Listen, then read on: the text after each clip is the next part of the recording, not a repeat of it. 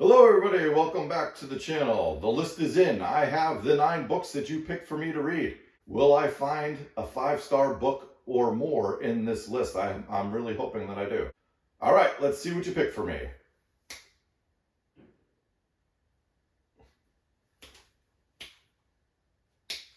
Here we go. Here's all the 9 books that you guys picked. Let's see what we got. We have The Fault in Our Stars by John Green. This was recommended by Daisy.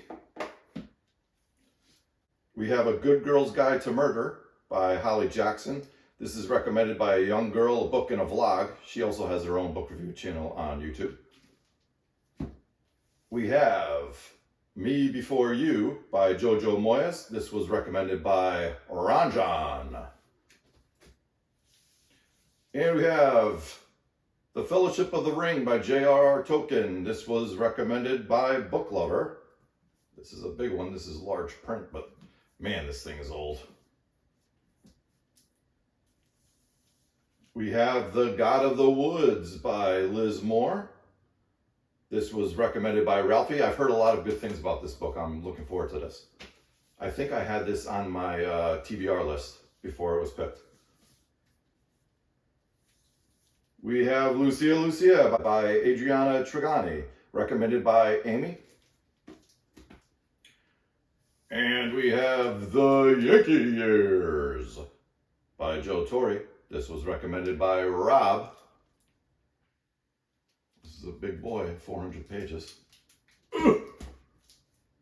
All right, next on the list we have The Clan of the Cave Bears by Jean Auel. This was recommended by our county librarian, Grace.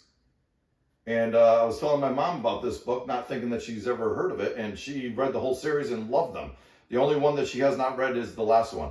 Now these are, let's see, how many pages is this? This is almost 500 pages, and the other ones in the series are almost twice the size of this. And last but not least, we have Fourth Wing by Rebecca Yarros. This was recommended by Rebecca. This is one of her 5-star reads.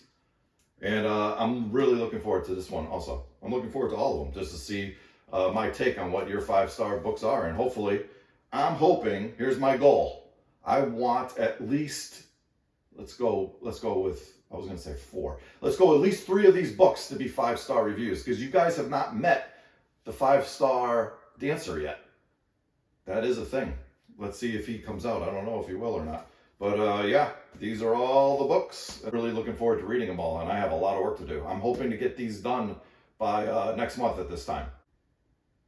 Okay, everybody, let's get into some reviews. I have 3 reviews for you this week. Let's start off with Open Season by CJ Box. Now, I had mentioned CJ Box in a prior video. It was 3-Inch Teeth that I read, and that was a 4-star, almost 4.5-star book I really enjoyed. But that's what I was telling you on the Goodreads app. I found out that was book 24 in the series. So I'll do that a lot, like just to see if I'm going to enjoy a series, because chances are if something's been around that long and I go to the library and the new section and it's highly rated, if I pick that book up on Goodreads and I see that it's one of 25, I'm going to read the current one just to see if I like it or not. I did like that. I enjoyed it a lot. So I went back to this first one, and this was a 4-star read for me. And I've decided I'm basically now going to read the whole series. I'll take my time with it, because the one thing I don't do is read, like I would never just sit down and read 10 of CJ Box in a row. I always mix up the genres from one genre to the next when I read.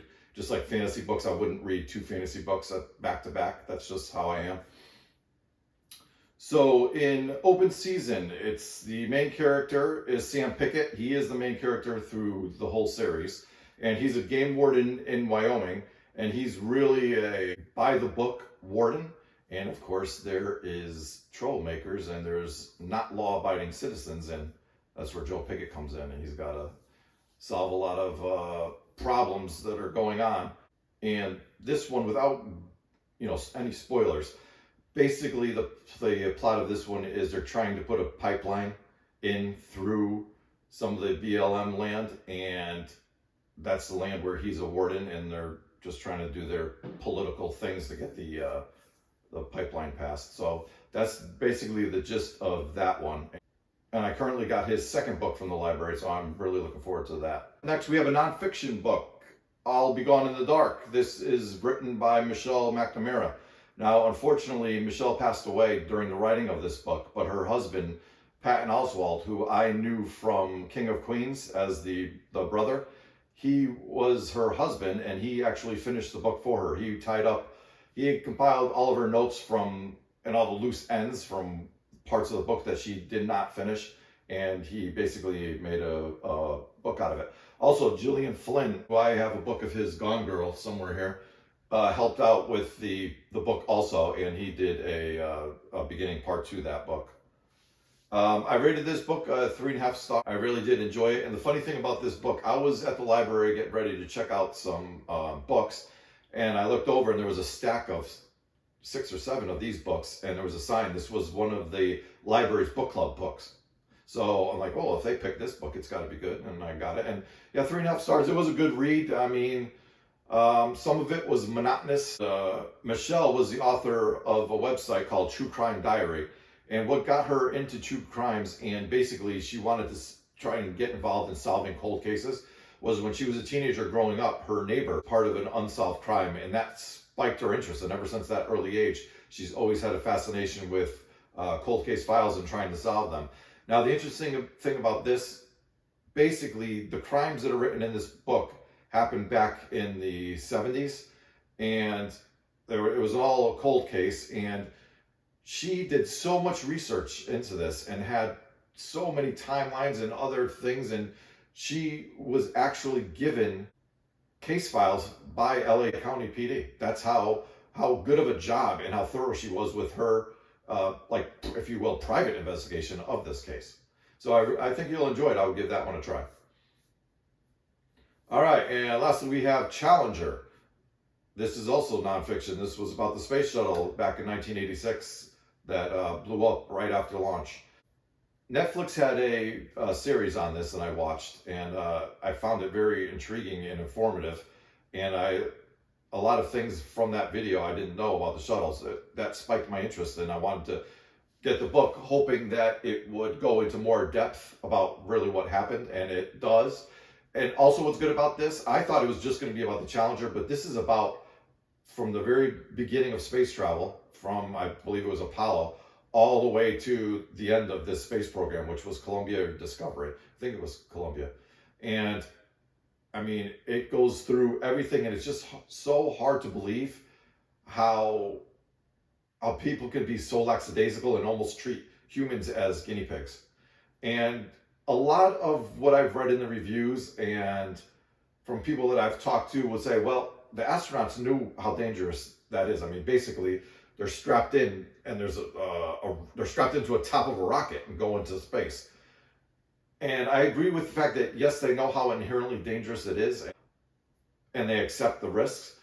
But here's where I go a little astray of everybody's opinion. So say you're a NASCAR driver, that's inherently risky. You're driving 200 plus miles an hour on a track surrounded by 30 other cars.